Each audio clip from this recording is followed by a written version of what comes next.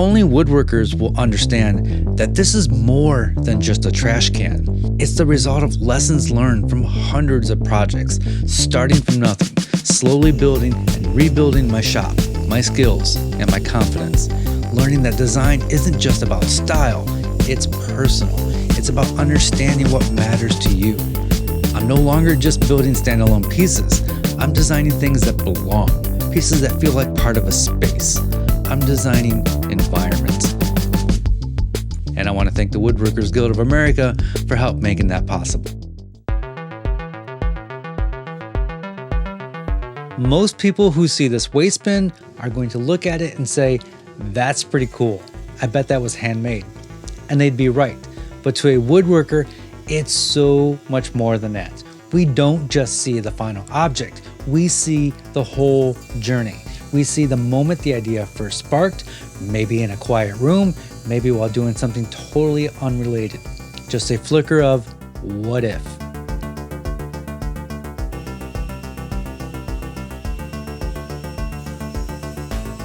We remember the first sketch, maybe done in the margins of a notebook or in the back of a receipt. We think of the time spent at the hardwood dealer, running our fingers along the grain, picking through the boards, not just for quality, but for character. We remember the days in the shop, how long it took to sand the surfaces perfectly smooth, the refining, the tiny course corrections. We remember the little victories and the regrets too, the things we would do differently next time. All of that is embedded in the things we make.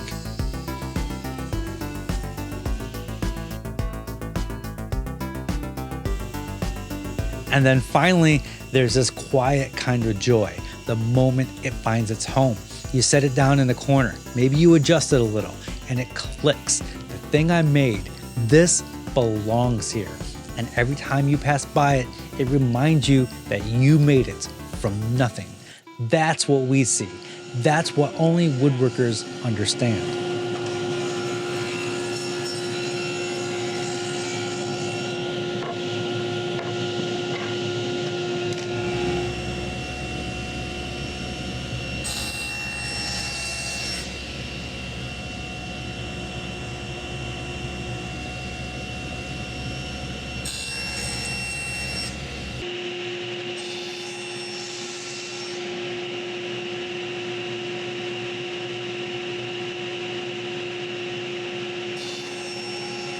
I'm going to talk more about how I got started in woodworking in the next video, but there are two people I need to thank here because without them, I wouldn't be doing this. Mark Spagnuolo, the Wood Whisperer, and Steve Ramsey of Woodworking for Mere Mortals. 14 years ago, these were the first two woodworking channels I stumbled across on YouTube. Mark taught me about design, about proportion, joinery, and different woodworking styles. And Steve showed me that you can make just about anything you want with the tools you already have. Like everyone, I started with no tools. After a couple of great Craigslist finds, some Harbor Freight deals, and a little curiosity, I was on a new path. Over time, with a little hard work and a series of fortunate events, I built up the shop that I have now and started developing my own relationship with tools, design, and materials. For years, almost everything I built was standalone, pieces with their own look, made for their own purpose. They didn't necessarily work together, but lately, I've been thinking bigger, thinking about coherence, about rooms that tell a story. We've got this rental property where I'm slowly making every piece of furniture, every table, every cabinet, every little detail, and each piece needs to feel like it belongs with the others. The vanity and the medicine cabinet in the bathroom I already made from cherry. So when I set out to make this trash bin, I knew it couldn't just be functional. It needed to fit in, to feel like it was always meant to be there.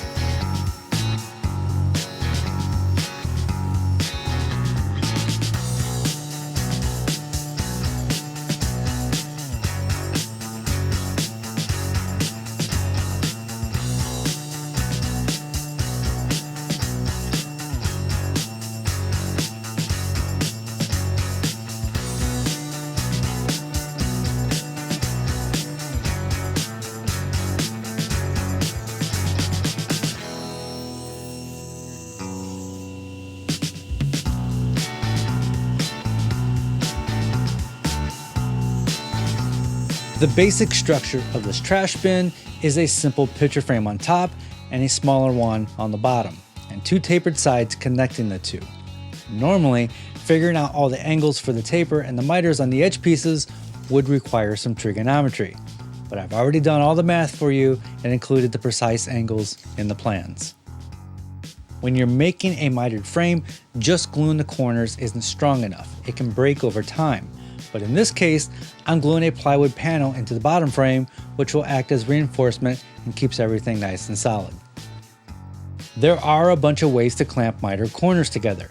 I even have a video showing how to make a custom picture frame clamp that would work great for this. But honestly, I love using stretchy tape. It's fast, simple, and surprisingly effective. The top frame doesn't get glued into place. It's designed to hold the trash bag, so it needs to be removable, but it still needs reinforcement. I'm adding a spline using my custom jig. Back when I was a photographer, it was actually picture framing that got me into woodworking in the first place. Over the years, I built all kinds of jigs to help speed up the process, refining and modifying them to suit my needs. So of course, I've got plans and videos for the spline jig, the picture frame clamp, and the picture frame sled you saw me using earlier to cut all the miters.